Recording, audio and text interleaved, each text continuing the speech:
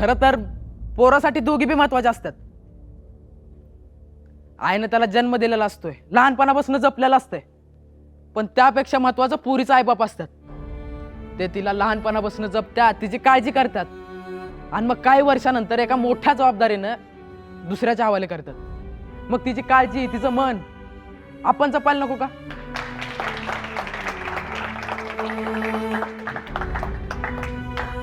आणि असं सासू म्हणायचं सोडलं आणि आई म्हटलं म्हणून काय लगेच ती आई होत नसती.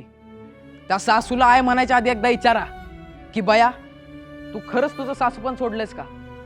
आणि त्या सासूनं पण सुनला एकदा जाऊन विचारा की तू माहेरी सुरू शकतेस का? तरच नाती जपली जातात, नाहीतर समधी नाती नुसती नावापुरती राहतात.